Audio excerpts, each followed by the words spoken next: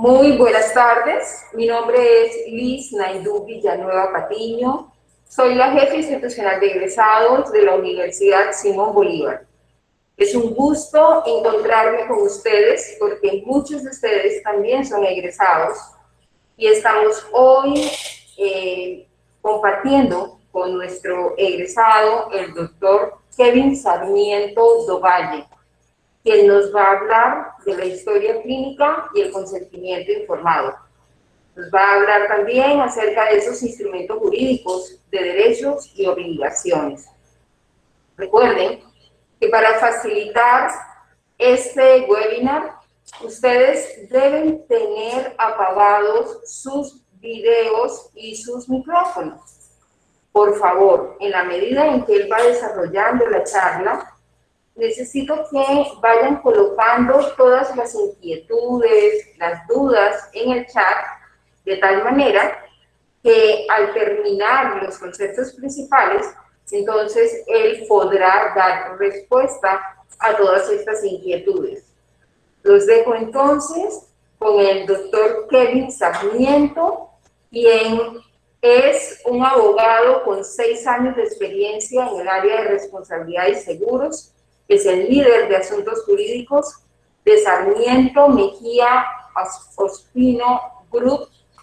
Esta empresa es una empresa que ya tiene convenios con nosotros y con ellos vamos a poder también tener unos descuentos especiales en caso de que lo necesitemos. Adelante, doctor Kevin. Muchísimas gracias, doctora Liz. Para mí es un placer acompañarlos el día de hoy y que nos den esta oportunidad también para que los egresados, los funcionarios, los estudiantes podamos aprender un poquito más de ciertas cosas que en algunos momentos se nos pasan, y más que todo ahora con la coyuntura de que hay que visitar mucho el médico por medio del COVID-19, etcétera. Listo. Entonces, quiero que iniciemos, principalmente hablando un poquito acerca de la historia clínica. Para eso les voy a hacer una presentación. Un segundo.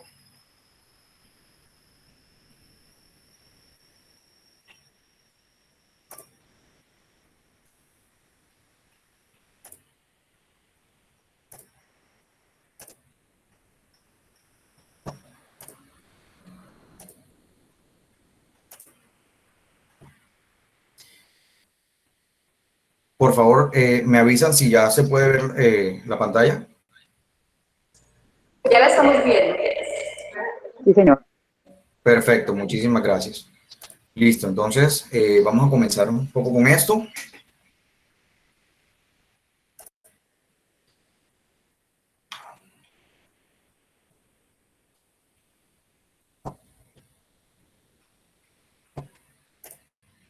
Perfecto. Historia clínica.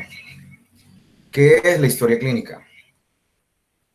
La historia clínica legalmente se puede definir como un conjunto de documentos de procesos asistenciales que cada paciente debe llenar o que los profesionales de la salud deben llenar para conocer, como bien se dice, el historial clínico y patológico y también de los tratamientos de cada paciente en sí.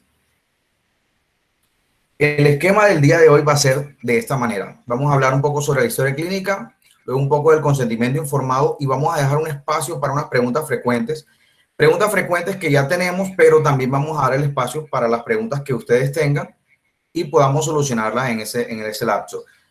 Como la doctora Liz les habló, vamos a conversar un poquito sobre el convenio con la Universidad Simón Bolívar y nuestro plan de asístole, que es un plan que hemos desarrollado al interior de la empresa para los egresados Uni Simón Bolívar. ¿Cuáles son los principios para nuestra vida? En el caso de los médicos, de los profesionales de la salud, dice: donde hay amor por la medicina, hay amor por la humanidad, dice Hipócrates. Entonces, comencemos a desarrollar un poco acerca de esto sobre la historia clínica. Para hablar sobre la historia clínica, realmente debemos empezar a conversar sobre la resolución 1995 del 1999 en su artículo primero, que es el que habla que la historia clínica es un documento privado obligatorio y sometido a reserva, en donde se registran cronológicamente las condiciones de salud del paciente. Cronológicamente las condiciones de salud del paciente, los actos médicos, los demás procedimientos ejecutados por el equipo de salud que intervienen en su atención. Y este documento puede ser conocido por terceros previa autorización del paciente o en casos previstos por la ley, como lo veremos más adelante. Pero en resumen, es una documentación médico-legal donde queda registrada toda la información del personal sanitario con el paciente, es decir, del equipo médico, del equipo de enfermería, anestesiología, etcétera, y todos los actos y actividades médico-sanitarias que se le van a realizar al paciente, como los datos relativos a la salud exclusiva del paciente. Debemos tener en cuenta cuál es la finalidad como tal de la historia clínica, y es el facilitar la asistencia sanitaria del paciente debido a que el paciente, el día de hoy podemos estar en un hospital, pero mañana vamos directamente a una clínica. Entonces, a través del MIPRES, a través al interior de nuestras EPS, esa historia clínica siempre va a estar digitalizada y va a facilitar que cada médico o cada especialista de la salud pueda revisar nuestra historia y hacer un cronograma una revisión cronológica de qué ha sucedido o qué ha acontecido con nuestra salud últimamente.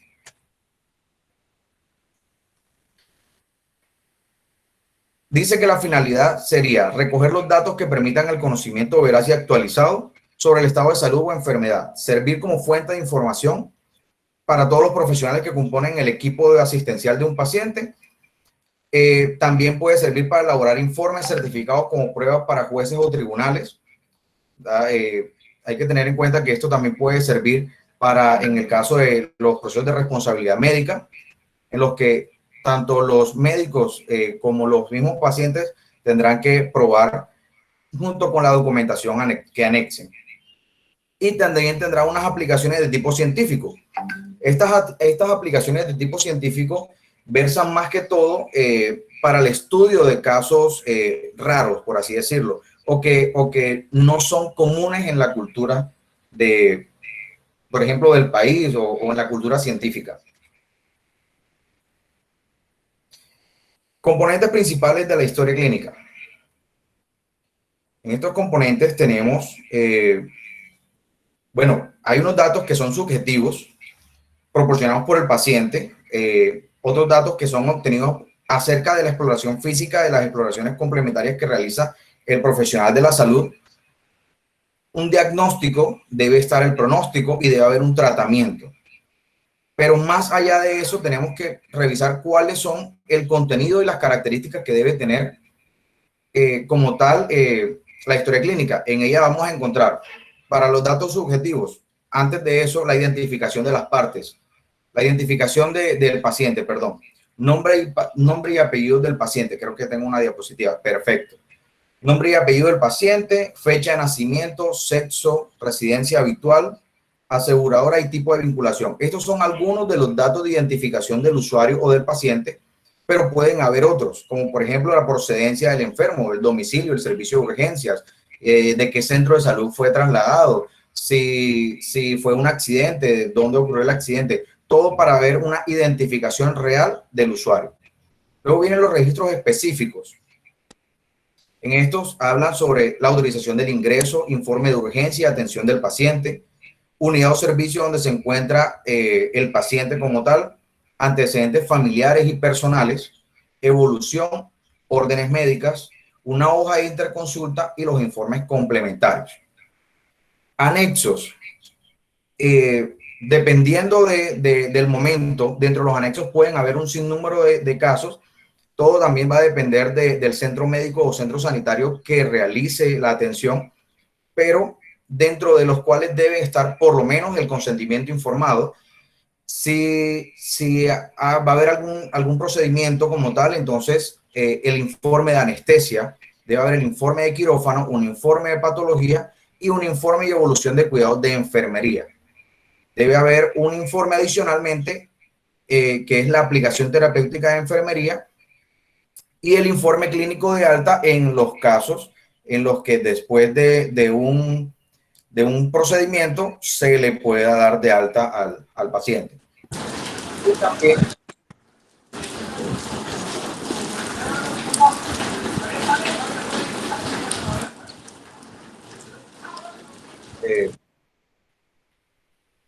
perfecto.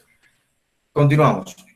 Adicionalmente van a haber unos documentos que van a ser los médicos legales, que si el procedimiento pasó algo con el procedimiento, malo o bueno, unas lesiones personales, una muerte después de un procedimiento, algo por el estilo, deberá tener una documentación, perdón, como la autorización para realizar la necropsia, una declaración de retiro voluntario en caso de que haya sido lesionado, no se hayan dado cuenta y él haya decidido irse, y cualquier otra actuación judicial de ser necesaria. Estas actuaciones judiciales serán solicitadas por el órgano competente, un juez de la República, un tribunal superior, por el tema de los magistrados, por la Procuraduría, etcétera.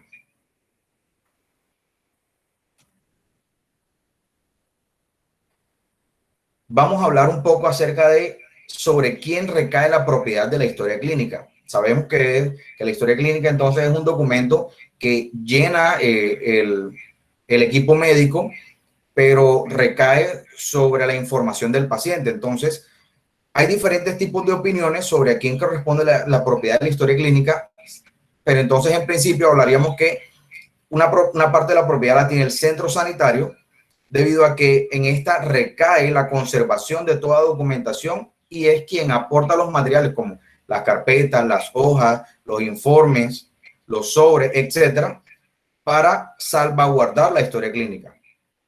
Ahora, propiedad del facultativo. El facultativo es este equipo médico, equipo de enfermería, equipo de especialistas, que son quienes redactan el contenido de la historia clínica.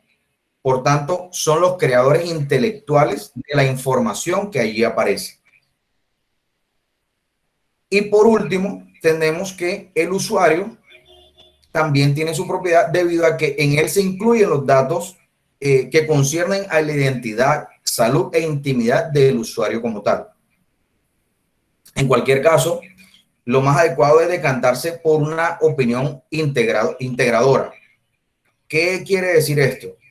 Que el material físico corresponda al centro médico debido a que es la autora de los comentarios, los criterios profesionales, y al paciente le corresponde la posibilidad de acceder a la documentación de la historia clínica.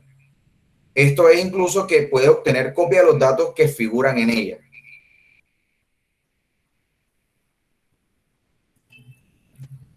¿Quiénes pueden tener acceso a la historia clínica? Realmente debemos tener en cuenta que es un derecho del ciudadano reconocido en la ley. Sin embargo, existen algunas limitantes. Por ejemplo, no puede acceder a la información que afecte a cuestiones íntimas de terceras personas y que consten en la historia clínica por interés terapéutico del paciente, ya que perjudican la confidencialidad de otras personas. Entonces, por ejemplo, en el caso de los usuarios, los familiares no pueden acceder a la historia clínica a menos que, si el paciente es capaz y consciente, a menos que éste les dé alguna autorización para acceder a la historia clínica. En este caso, por ejemplo, el cónyuge del paciente o del usuario también necesita esa autorización para poder acceder a la historia clínica, salvo algunos casos que son excepciones, que lo hablaremos un poquito más adelante. El equipo de salud. Este equipo de salud puede acceder solo los encargados de la asistencia del paciente, pero también algunos científicos o investigadores con acceso limitado. Este límite va a recaer sobre el objeto y contenido estricto de sus funciones. Autoridades judiciales. En caso de la historia clínica, puede ser, como ya les había mencionado antes, puede ser solicitada por un juzgado o un tribunal. El acceso judicial entonces tendrá que limitarse a los fines que el caso específico esté enjuiciando. Y además otros que la ley permita. Las demás personas que determinen la ley hace referencia a casos puntuales regulados por la ley en particular, como puede ser los equipos de salud ocupacional. Por ejemplo, tuvo un accidente, pero ese accidente debe ser valorado también por salud ocupacional en las instalaciones del empleador. Entonces, también podrá tener acceso, pero solamente sobre los fines específicos. Algo que debemos tener en cuenta es quién puede acceder entonces. Ya sabemos que si pertenece al ámbito asistencial, puede acceder sin duda, que son los facultativos, los encargados de la asistencia del enfermo, los científicos o investigadores, o por la inspección sanitaria, en este caso, salud ocupacional o algunos otros entes, con acceso limitado, solamente bajo el objeto y contenido estricto de su función. Si entonces no pertenecen al ámbito asistencial, no pueden acceder salvo que haya autorización del titular, como lo es en el caso de los familiares o el cónyuge específicamente. Excepciones, las de las autoridades judiciales.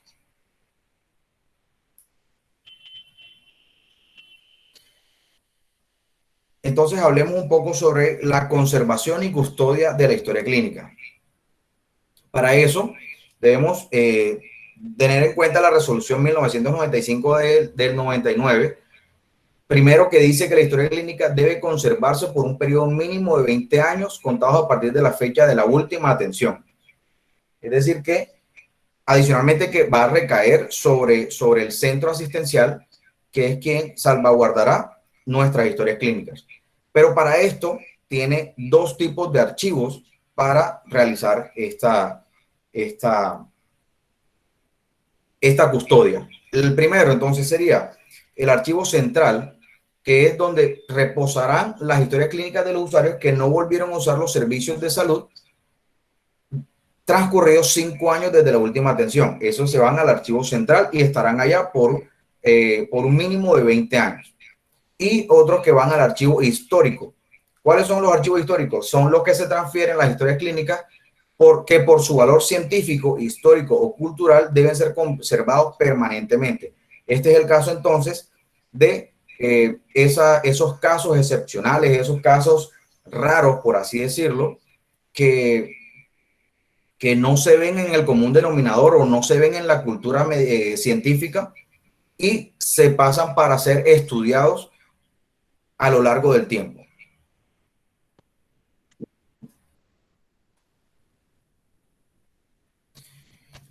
Entonces, aquí tenemos, concluyamos un poco acerca de la historia clínica. En la historia clínica se ve reflejada la relación médico-paciente o una relación del equipo prestador de salud con el paciente.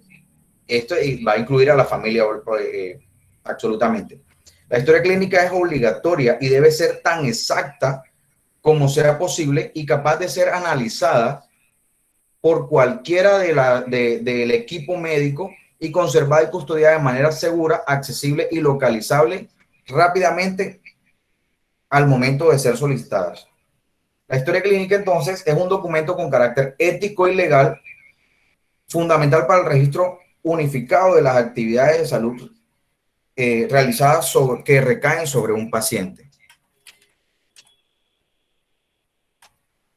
Esas serían, en principio, lo que vamos a hablar acerca de la historia clínica. Ahora vamos a empezar a hablar un poco sobre el consentimiento informado, que es uno de los documentos que va a estar dentro de la historia clínica y que luego haremos el esquema de preguntas. Consentimiento informado. Recae sobre el derecho a la información que tiene por objeto orientar al paciente para que pueda tomar decisiones trascendentales para conservar o recuperar su salud. Es por esto que el consentimiento informado, bajo la resolución 8430 de 1993, en su artículo 14, dice que se entiende por consentimiento informado el acuerdo por escrito mediante el cual el sujeto de investigación, o en su caso, su representante legal, tutor, autoriza su participación en la investigación con pleno conocimiento de la naturaleza de los procedimientos, beneficios y riesgos a que se someterá, con la capacidad de libre elección y sin coacción alguna. Es por esto que es muy importante entonces establecer un diálogo médico-paciente en que el enfermo será honesto siempre con el médico, transmitiéndole así la información veraz y completa para que el profesional pueda estudiar las circunstancias e informarle de manera personalizada todas las posibilidades. Es por esto que también entonces para el consentimiento informado el paciente deberá preguntar o tendrá el deber de preguntar todo aquello que le ayude a disipar cualquier duda o cualquier inquietud sobre la información que va a ser recibida. El afectado o el paciente, en este caso, tras recibir la información, deberá asimilarla, adoptar una decisión siendo muy responsable y consecuente con ella, aunque podrá modificarla en cualquier momento si lo desea. Características básicas que lo definen. El consentimiento informado es libre. El paciente debe dar su consentimiento sin ninguna presión ni coacción. Por lo tanto, la opción de rechazo debe estar claramente presente. Adicionalmente, es un consentimiento informado. Debe estar debidamente fundamentado mediante conocimientos y evidencias, de manera que el paciente pueda comprender todo lo que en él refleja. La información es indispensable para que el paciente entonces pueda dar su consentimiento, a la vez que legitima la intervención de los profesionales sanitarios sobre el paciente. Es con esto que el paciente da permiso a al equipo médico, al equipo sanitario, de poder acceder a realizar un tratamiento, un procedimiento o cualquier ensayo clínico que pueda considerarse parte del consentimiento.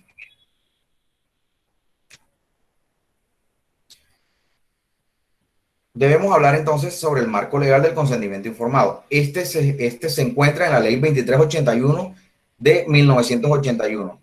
En su artículo 14, habla sobre que el médico no intervendrá quirúrgicamente a menores de edad, a personas en estado de inconsciencia o mentalmente incapaces sin la previa autorización de sus padres, tutores, representantes legales o allegados, a menos que la urgencia del caso exija intervención inmediata. El artículo 15 dice que el médico no expondrá a su paciente a riesgos injustificados.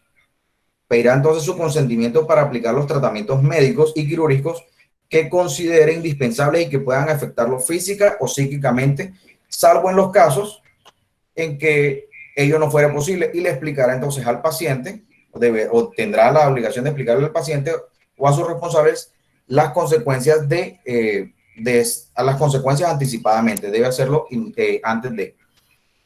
Y el artículo 16 dice que la responsabilidad del médico por reacciones adversas, inmediatas o tardías producidas por el efecto del tratamiento no irá más allá del riesgo previsto. El médico entonces advertirá de él al paciente o a sus familiares allegados.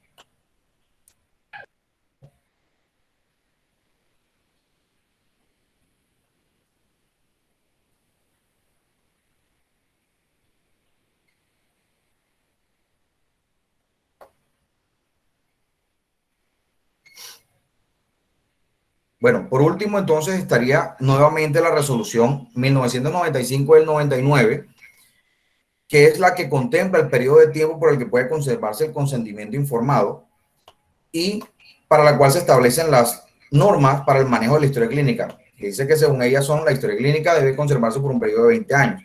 Entonces, adjunto a la historia clínica están los documentos anexos, como lo son los consentimientos informados. ¿Qué elementos debe contener un consentimiento informado? Esto creo que vamos a hacerlo un poco más corto porque es mucho, pero realmente es la justificación y objetivos de investigación, los procedimientos que se van a utilizar, la garantía de recibir una respuesta a cualquier pregunta y aclaración y la libertad de retirar su consentimiento. Puede decir en cualquier caso que no voy a realizar dicho procedimiento.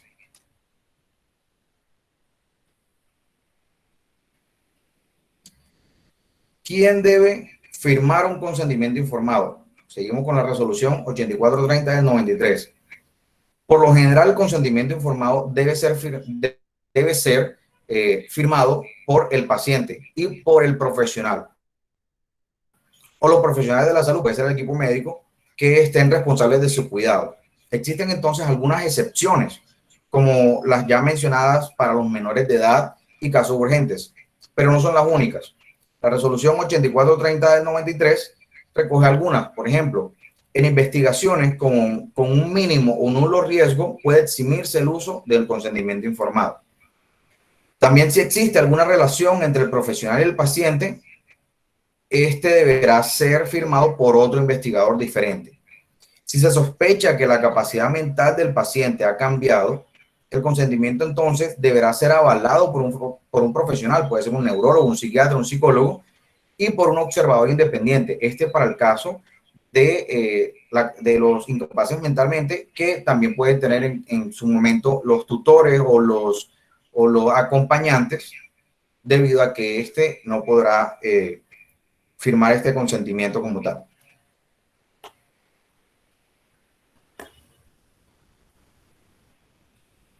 En términos más sencillos, el consentimiento informado no es más allá que haber recibido la información necesaria y suficiente, haber entendido la información adecuadamente y haber llegado a una decisión después de analizar la información sin que haya sido sometida a una coerción o influencia indebida por parte de nadie del equipo médico. Por eso es que los profesionales tienen la obligación entonces de respetar la participación de los pacientes en la toma de las decisiones que les pueda afectar y ofrecer a los pacientes una información suficiente y adecuada para que puedan ejercer su derecho al consentimiento. Según la ley, por eso es que toda actuación en el ámbito de la salud necesita su consentimiento libre y voluntario. Recibida toda la información necesaria para que haya podido valorar las opciones que se le hayan ofrecido. Objetivos del consentimiento informado. Los objetivos son, como tal, promover la participación del paciente en su proceso de atención en salud, lo que significa que comparte responsabilidades y asume riesgos. Reconocer y respetar el derecho de autonomía de los pacientes, lo que constituye no solo la exigencia jurídica, sino por sobre todo una exigencia ética. Optimizar la relación equipo médico-paciente. El paciente que posee una adecuada comunicación de la información y posibilidad de participación queda mucho más satisfecho con la atención y podrá no tener en cuenta solamente los resultados. Esto hace parte de un poco de las preguntas frecuentes, y es que ahora que estamos, en Colombia, hemos visto la necesidad de que el consentimiento informado quede registrado por escrito. Hace que entonces este también se quiera diligenciar a través de documentos electrónicos. Es por ello que la firma digital es un recurso a tener en cuenta para este fin. Firmar electrónicamente un consentimiento informado entonces aporta una serie de ventajas para pacientes y trabajadores sanitarios. Algunas de ellas tienen que ver un poco más con la comodidad de la firma remota, porque para esto los pacientes podrán entonces estudiar detenidamente el consentimiento informado desde su hogar, mostrando o no su conformidad sin tener que desplazarse al centro de salud. Un ejemplo muy característico aquí en Colombia es el de las intervenciones de cirugía estética. Colombia ocupa más o menos el 8º puesto a nivel mundial entre los países con más operaciones que de este tipo realizan, según la Sociedad Internacional de Cirugía Estética, o por sus siglas en inglés, ISAT. Dice que son muchos los pacientes extranjeros que acuden a Colombia a someterse a estas operaciones estéticas, movidos por la calidad de los profesionales que tenemos en Colombia y por los precios. La ISAT también reconoce a Colombia como una de las naciones que más turismo médico recibe, más turismo médico estético recibe, principalmente provenientes de los Estados Unidos, de España y de México. Es común entonces que los pacientes firmen los consentimientos informados desde su país de origen y no tengan que esperar hasta llegar a Colombia para firmar el consentimiento informado. Además, por la parte de los profesionales, lo más habitual es que estos tengan que firmar una importante cantidad de consentimientos informados debido a la cantidad de procedimientos que deben realizar, y para ello entonces es útil la firma masiva o en lote, haciéndoles ganar un valioso tiempo que pueden dedicar a atender a sus pacientes. También entonces debemos apreciar el aporte en seguridad que la firma electrónica aporta al consentimiento informado, ya que despapelizamos este proceso y hacemos que los documentos se protejan frente a accidentes y pérdidas. Además de la gestión digital, de esto facilita el registro y su orden. Pero desde el punto de vista de la protección de la identidad digital, la firma digital supone una barrera frente a acciones maliciosas como la suplantación de identidad, evitando así que otra persona firme en lugar del paciente, pero también impide que el consentimiento informado sea modificado posteriormente a la firma. Con esto podemos comprobar entonces que el consentimiento informado es un elemento esencial para el funcionamiento del sistema sanitario colombiano, y para que este funcionamiento sea óptimo, podemos utilizar la firma digital para llevar a cabo estas soluciones de firma y autenticación. No olvidemos entonces, el consentimiento informado como un instrumento legal debe ser firmado por paciente o tutor, por el médico tratante y los testigos si los hubiere con hora y fecha. El texto debe explicar clara y suficientemente el procedimiento o tratamiento a implementar con sus riesgos y beneficios. Debe tener una declaración del paciente expresando su consentimiento y satisfacción con la información y que se han aclarado sus dudas. Algunas de las preguntas frecuentes es: ¿a quién le informo? ¿Le informo a la familia? ¿Le informo al paciente? ¿Le informo a los amigos? La norma estipula que el deber de información es directamente al paciente, a menos que éste no tenga la capacidad para recibir esta información. Entonces tendrá que hacerse al tutor o responsable, o en ese caso a la familia, dependiendo si es posible o no recibir, si es posible o no ser capaz de recibir la información. Además, el paciente puede también negarse a recibir la información, pero para esto tendrá que dejarlo por escrito, y también deberá explicar a quién sí se le va a realizar se le va a entregar la información, decir su nombre completo y el parentesco.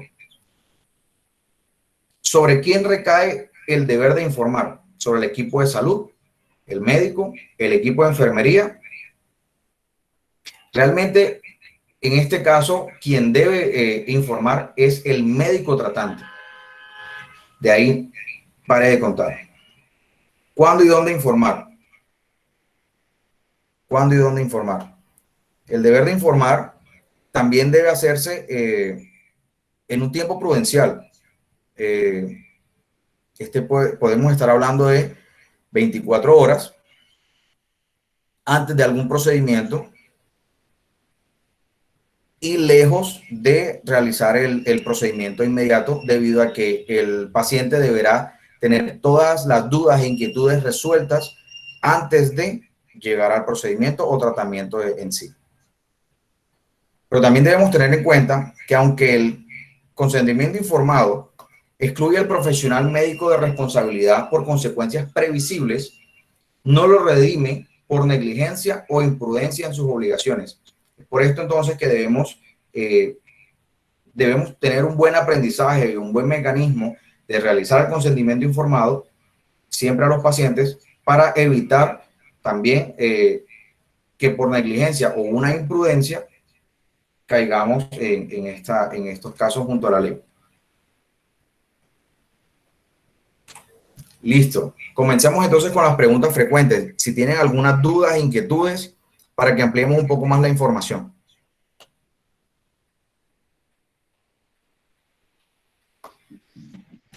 Agradecemos realizar las preguntas a través del chat, que está ubicado en la parte derecha.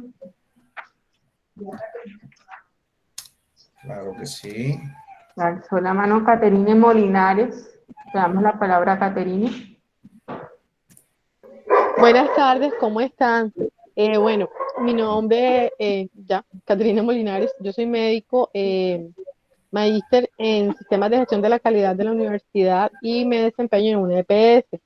Y tenía Correcto. una duda porque precisamente con el advenimiento de la situación sanitaria que estamos viviendo, pues nuestros pacientes llegan en un estado anímico que muchas veces, o sea, el común es decir, no quiero que me intuben, ese es el pan de cada día, pero posteriormente, cuando se ven muy críticos o muy mal, dicen que sí, o muchas veces ya ni siquiera el paciente toma la decisión porque su condición médica no lo permite y son los familiares.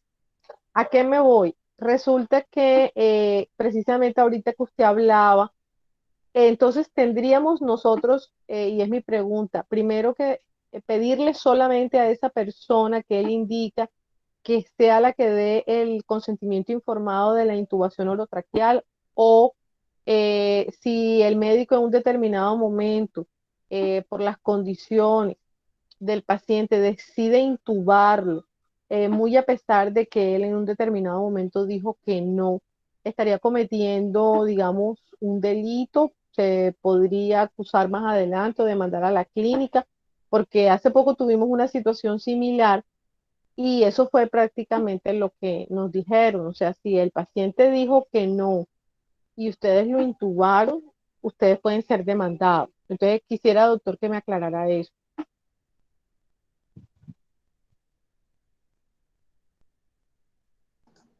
No se te está escuchando. Perdón. Muchísimas gracias. Catherine, muchísimas gracias por esa pregunta. Es una pregunta muy interesante y te explico por qué. Creo que voy a dejar de compartir primero, de tener la presentación. Perfecto. Y te explico por qué. Específicamente lo que te dijeron tiene toda la razón. Es decir, si el paciente te dice, no quiero que me entuben, y tú lo entubas, por ejemplo, y adicionalmente a eso, mañana más tarde hay un problema con eso, es decir, se le realizaron unas lesiones, el paciente murió por COVID, etcétera, etcétera. Entonces, podrán agarrarse de allí para decir, el paciente fue negligente con la información recibida, perdón, el médico fue negligente con la información recibida por el paciente. Pero para eso está el consentimiento informado. Y vuelvo y te digo, el consentimiento informado es el documento donde el paciente tendrá que decir, hombre, sí o no. No quiero que me entuben, pero si iba a decir, no quiero que hagan este procedimiento o no quiero que hagan este tratamiento, deberá dejarlo por escrito. Ahora bien, supongamos que en este caso solamente lo dijo inicialmente de palabra, no fue firmado en ninguna parte, pero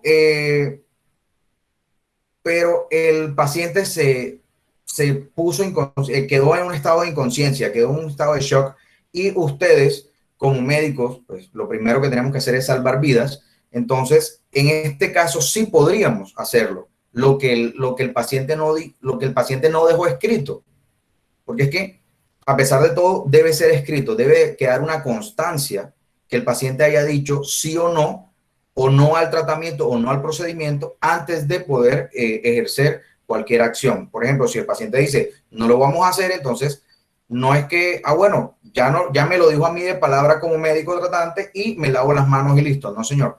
Tenemos que dejar que el mismo paciente firme el consentimiento donde dice no quiero hacer este procedimiento.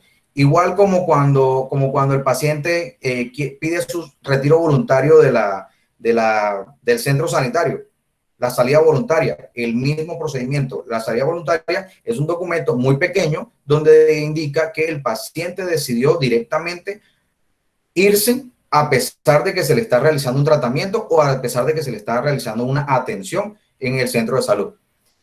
Pero entonces, como te decía, ¿puede un médico decidir por mí hacer algún procedimiento o hacer algún procedimiento si me encuentro inconsciente? En el caso del paciente, sí, pero solamente en el caso que no podamos esperar a la recuperación del paciente para la recuperación de la conciencia para que él nos pueda decir algo. O también puede ser en el caso de que no encontremos a los familiares cerca. Si no encontramos a ningún familiar que asuma la decisión, entonces podemos proseguir a realizar el procedimiento que tenemos estipulado, en este caso ustedes, y también cuando se deba asumir decisiones en las que se comprometa la salud del paciente directamente. Es más que todo. No sé si precisé un poco acerca de tu pregunta. Sí, Si no, dime. o sea, en conclusiones, si no hay nada por escrito, yo puedo proceder. Pero si hay algo escrito, no. O sea, así venga después la familia a matarme, no puedo. Ojo, claro, el hecho de que el mismo paciente te haya dicho en ese momento, no quiero que me realicen tal procedimiento, te toca a ti como médico, que es la persona que lo está tratando, o si no es el médico quien recibe la información, sino que puede ser la enfermera, la jefe, lo que sea, tendrá entonces este personal de la salud, tendrá que ir a buscar un documento de consentimiento informado para que el paciente lo deje por escrito y evitar que mañana más tarde no vayamos a hacer eso. O por ejemplo, en el caso de las notas de enfermería, también suele suceder que en las notas de enfermería queda registrado todos los procedimientos o negativas de procedimientos que los pacientes decidieron no hacerse. Gracias, doctor, muy amable. Claro que sí. Bueno, ¿Alguna otra pregunta por allí? Mónica Amibe también alzó la mano. Mónica, te doy la palabra. Buenas tardes a todos los participantes y al doctor que nos está dando estas aclaraciones. Les saludo desde Nueva York. Quiero preguntarle para tener claridad, soy enfermera, con relación a lo que son las historias clínicas que él nos está explicando el proceso. En el dado caso, como dio el ejemplo la doctora, digamos, si hay un paciente porque ya consideramos que no está en sus facultades, sea porque está inconsciente o no está en sus facultades mentales para firmar los consentimientos informados. En este caso, como nos decía, pues el médico tiene la decisión como de hacer lo que dice la ética médica, salvar vidas. Ahora bien, podemos mirar que en estos casos, para los familiares que se les accede o se les concede como esa facultad de decidir por su paciente o su familiar, en este caso, tengo entendido que nada más es hasta el primer nivel de consanguinidad que se les da como ese derecho para que puedan firmar los consentimientos informados. Para ese caso, digamos, ¿se tiene todavía ese concepto de que solamente los familiares de primer nivel de consanguinidad pueden firmar los consentimientos informados? Esa es mi pregunta. No, realmente no. Lo que pasa es que a partir de eso habrá que entrar a demostrar qué tan familiar eres o no, porque si hablamos de primer grado de consanguinidad, solamente son los hijos o los padres, nada más. Por ejemplo, si yo soy paciente, entonces mi hijo o mi hija, y yo no estoy inconsciente, mi hija tendrá que decidir, o en su defecto, mi padre. Ese sería el primer grado de consanguinidad. Pero también tenemos los grados de afinidad, que es mi cónyuge, ¿sí? Entonces tenemos que empezar, que mirar es demostrar qué tan cercano a la familia es esa persona o ese familiar. ¿Cómo se mira eso? Bueno, por ejemplo, en Colombia se hace fácilmente con la cédula de ciudadanía, si tiene los apellidos, si no lo tiene, uno busca el registro civil, pero si no es así, el médico siempre debe buscar lo más posible el más cercano. Si no se encuentra, debemos buscar la comunicación con él, así sea telefónica, para que él pueda enterarse de que el paciente se encuentra en el centro sanitario y que venga a recibir la información correcta o la información completa. Ok, muchas gracias, doctor. Y con todo esto de los casos de COVID, digamos, antes de que lleguen los familiares a firmar o otra persona, También tiene que ver con el caso que dice la doctora. Los médicos tienen el aval para hacer cualquier procedimiento médico sin la autorización del mismo paciente o cualquier familiar, o sea, actuar conforme a las necesidades del paciente. No habría problemas en digamos, prestar esa atención sin el consentimiento que se requiere. Ok, en este caso lo que tenemos que mirar es realizar el estudio primero de si el paciente logra esperar que yo como médico me comunique con sus familiares. Por ejemplo, si es un caso de que es de imperante inmediatez, no puedo esperar a comunicarme con los familiares. Puedo decirle a alguien más que se vaya comunicándolo con los familiares, pero no puedo esperar. Entonces debo realizar, pero también debo dejar la anotación de por qué estoy haciendo el procedimiento con tanta premura o con tanta aceleración sin tener en cuenta el consentimiento de los familiares. Ahora, como les expliqué ahorita, el consentimiento informado también se puede hacer digital.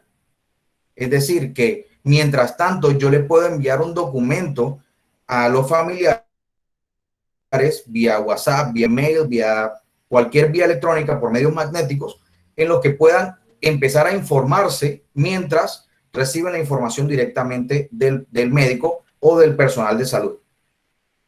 Es decir, evitemos de pronto dejar esos hilos al aire y todo lo que yo haga debe ir registrado en la historia clínica, como anotaciones de enfermería, como anotaciones de informes de anestesiología, informes de traumatología, etcétera. Gracias por la aclaración, doctor. Perfecto, Mónica. Muchas gracias a ti. Muchas gracias, señora Mónica. Tenemos otra pregunta, Natalie Solano, alzó la mano también. Buenas tardes, doctor. Mi nombre es Natalie Solano y soy estudiante de fisioterapia. Bueno, me resultó bastante interesante el tema y tengo varias preguntitas. Disculpe si estoy abusando un poco. Cuando usted está hablando de consentimiento informado, digamos que se presenta un caso en el cual un paciente él tuvo un accidente y quedó en estado vegetal, pero el paciente él estaba incluido en el programa de donación de órganos y se necesita urgente un trasplante de corazón para una persona que lo necesita urgentemente. Mi pregunta es si el paciente está en el programa y él por lo menos cedió para dar sus órganos, pero si por lo menos su esposa no quiere que su esposo sea el que dé el órgano, sino que ella prefiere mantenerlo en estado vegetal, ¿qué se haría? O sea, ¿qué predomina ahí? Si como que la posición de la esposa o el esposo que está en estado vegetal, que está incluido en el programa de donación de órganos.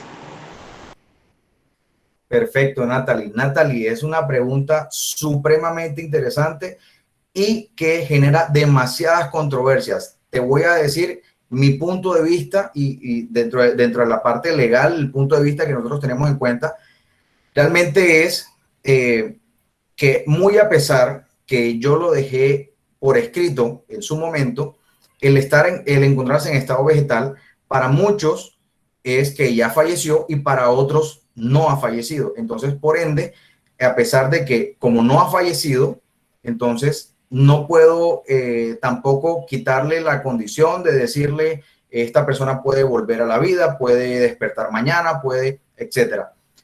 Entonces, prima un poco el tema de que el familiar, en este caso, como me decías, el cónyuge o la cónyuge, pueda decidir evitar ese procedimiento, el de donar un tipo de órgano. Adicionalmente, porque, ¿qué sucede? Que el consentimiento informado yo lo puedo dar hoy, pero mañana puedo cambiar de opinión.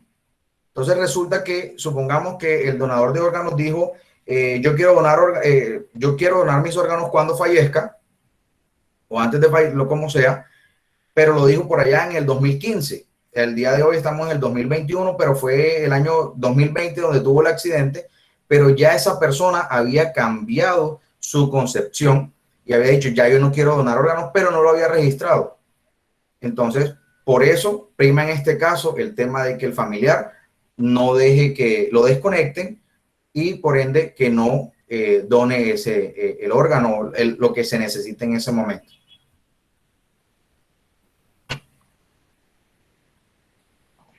Ok, doctor, muchas gracias. Piedad de la Cruz también alzó la mano.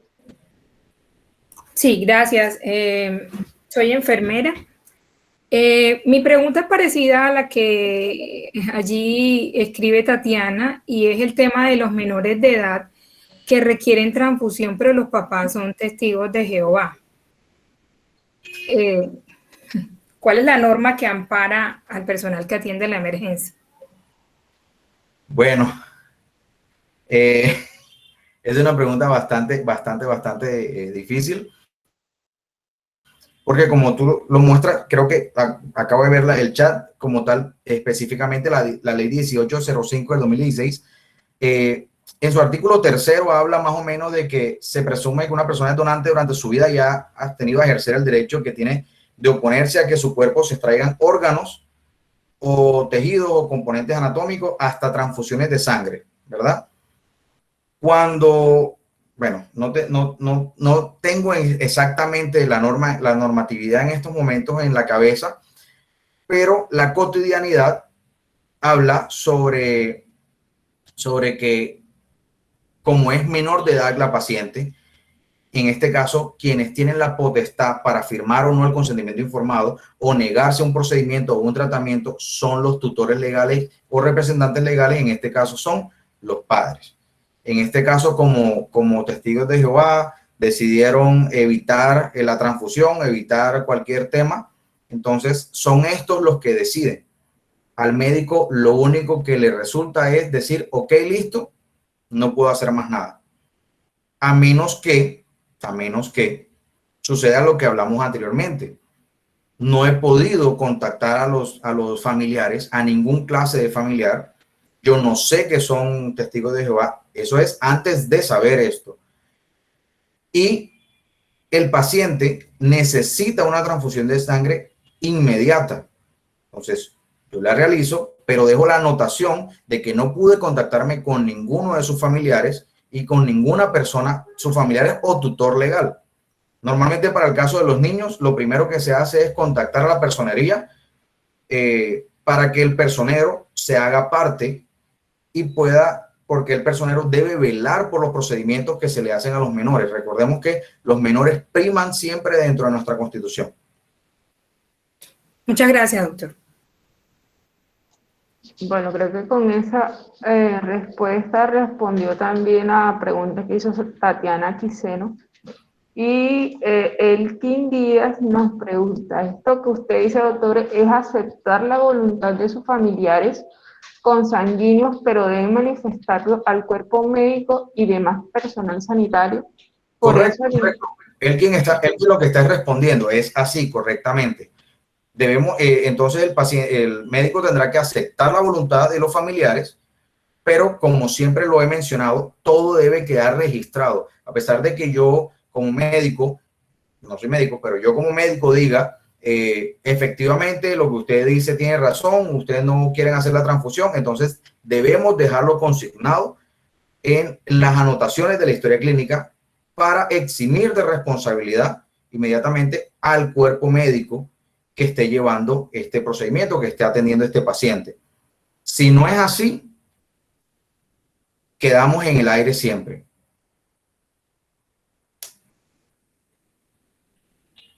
Correcto, Elkin, así es. Ok, bueno, muchísimas gracias. Con esto damos por terminado el cierre de esta actividad. Agradecemos mucho al egresado Kevin Sarmiento, que muy pronto estará disponible nuestro convenio de planes asistenciales, planes jurídicos asistenciales, con un descuento preferencial para todos los egresados. Muchas gracias a los egresados de Barranquilla y Cúcuta que nos acompañaron el día de hoy. Recuerden seguir las páginas, las redes sociales de Egresados Unísimo. Doctora Diana. ¿Sí? Con todo el respeto, muy buenas tardes. Sé que llegué tarde por cuestiones de trabajo y desvío de rutas y esas cuestiones. ¿Yo puedo hacer una última pregunta? Por favor, sí, claro. por favor. Sí, claro, con gusto. Tenía unas ganas de entrar desde el principio y me tocó coger red, fue acá a la casa porque no tenía ni batería tenía.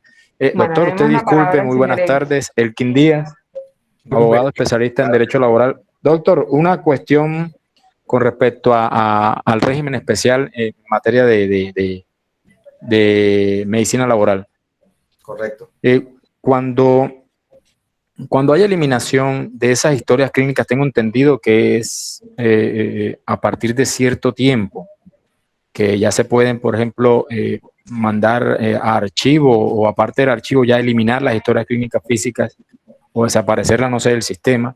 Eso lleva un tiempo, ¿verdad? Eso alrededor de 20 o 30 años, porque estamos viendo... 20 señor, años, correcto. 20 años. Es cuando no cumple ese requisito, ¿qué podemos hacer? ¿Ante qué autoridad podemos? ¿En Secretaría de Salud? ¿Solicitamos auditoría en la Secretaría de Salud o al Ministerio de Salud? Es correcto. Bueno, llegaste un poquito tarde. Súper chévere que luego te conectes al canal de YouTube y mires la parte del archivo central y el archivo histórico. Pero te replanteo rápidamente. El archivo central es cuando ya pasaron 5 años y yo no he vuelto a tener una atención en ese centro asistencial. Ellos lo mandan a un archivo central que normalmente casi nunca se encuentra en la misma institución porque por el tema de espacio, ¿verdad?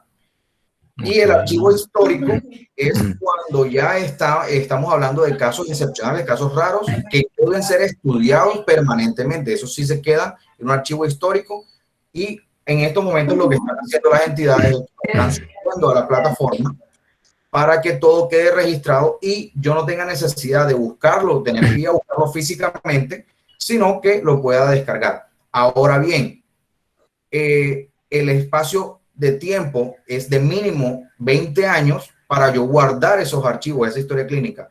En caso de que hayan pasado los 20 años, fácilmente lo que puedo solicitar por medio de derecho de petición al Ministerio de Salud o a la Secretaría de Salud Distrital para que puedan darme acompañamiento a entregarme esa historia clínica o los documentos que necesite de esa historia clínica. A veces ni siquiera necesitamos todos, solamente un documento específico. Okay. Doc, ¿hay algún aplicativo, un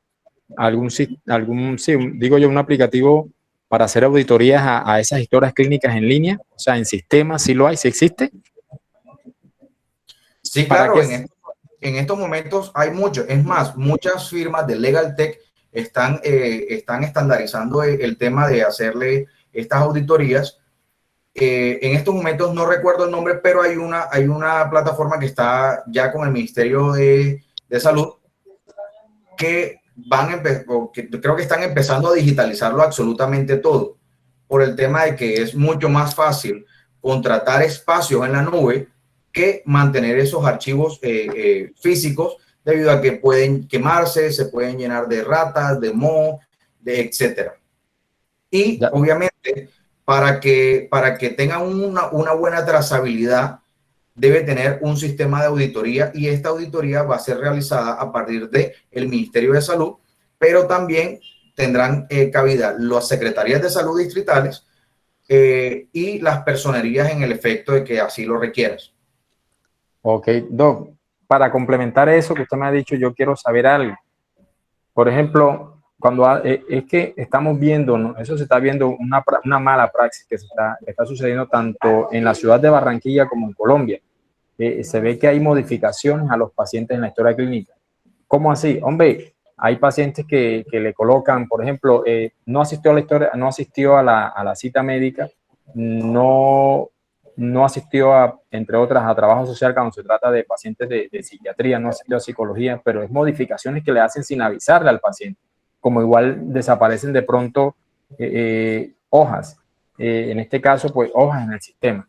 que uno va viendo y va diciendo, "Ey, pero es que esto no concuerda, no tiene lógica con lo que está diciendo acá el doctor en la otra página". O sea, no sería página 1, página 2 o hoja 1, hoja 2. Entonces estamos viendo que sí están haciendo movimientos en sistemas. Entonces me dicen que hay que ubicar un aplicativo para hacer la auditoría de esos sistemas. Pero me llama poderosamente la atención lo que usted me está diciendo ahora. Podemos solicitar una trazabilidad de la historia clínica a través del Ministerio de Salud, Secretaría de Salud y la misma personería. O sea, importante tener esas entidades de control que hagan la supervisión y eso. Ahora, hay que resaltar, y como vuelvo y te digo, quiero que definitivamente te veas nuevamente el webinar desde el principio. Ok, sí, exacto. Porque en la primera parte se explica que el usuario o el paciente no siempre es que tenga acceso a toda la historia clínica. Debes pedirla. Pero, ¿qué sucede con esa? Te entiendo por el tema de que también eres abogado, yo soy abogado, y cuando uno revisa historias clínicas uno dice, pero esta hoja que después viene no concuerda con la anterior. Uno dice, esta es de la 1 a la 2 y esta viene de la 4 a la 10. ¿Sí? Entonces, pero resulta que dentro de cada una de esas hay anotaciones. ¿Qué son las anotaciones? Para realizar ciertos tratamientos o ciertos procedimientos. Entonces, cuando yo solicito una historia clínica, normalmente no me entregan las anotaciones. Entonces, debemos solicitar una historia clínica y especificar historia clínica con anotaciones, con informes de enfermería, con informes de anestesiología, con los informes que necesite. Porque como normalmente quien maneja el tema del archivo es una persona que está como tal en gestión documental, pero no, en muchas ocasiones no tiene conocimiento de salud, entonces solamente busca y con lo que encuentra eso. Ok, gracias, doctor, muy amable. Perfecto. Claro, doctor, ¿me regala su número de teléfono, más, por favor? Claro ¿Lo podemos contactar? Claro que sí. Es más, ya te voy a... aquí creo que todavía estoy compartiendo pantalla, ¿verdad? Sí. Perfecto. Entonces, como la doctora Liz les comentaba, estamos realizando un convenio con la Universidad Simón Bolívar, que es un convenio para tanto los egresados, los estudiantes y los funcionarios y docentes. Es para uno de nuestros planes jurídicos asistenciales, se llama Asístole, Asistencia Técnico Legal, en el que podrán tener atención 24/7, asesoría virtual, cita jurídica presencial, revisión y redacción de documentos y tarifas preferenciales en otros servicios, como el ejemplo el acompañamiento. Y estos son los datos en los que nos pueden contactar. Ok, Doc, muy amable yo. Claro que sí. Muchas gracias, muy amable. Un placer, Elkin. Buenísimo, buenísimo el tema. Qué pena haber llegado. Oh, me perdí. Pero ya lo volveré a ver. Gracias, doctora. Gracias. No te preocupes, Elkin. Gracias, doctor. A cualquiera nos pasa. Sí, muchísimas gracias, Kevin. Doctora Diana, muchas gracias. Bueno, como es. Gusto verla. Gracias. Como es un tema que pues ha llamado mucho la atención, esto tiene segunda parte. Vamos a evaluar si hay una segunda parte, porque veo que tremendo. Sí, por favor.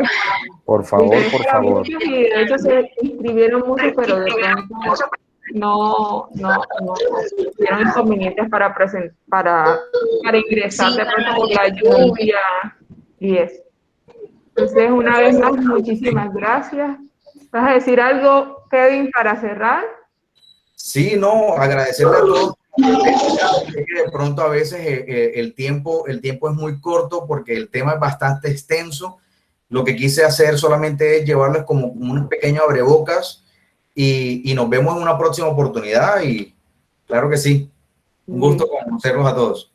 Bueno, pendientes todos al correo electrónico, a las redes sociales egresados Unisimón.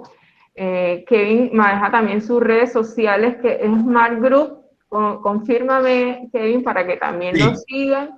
Sí, y pendiente, cualquier asesoría también particular o como egresado pueden contactar. Claro que sí, nuestras redes sociales.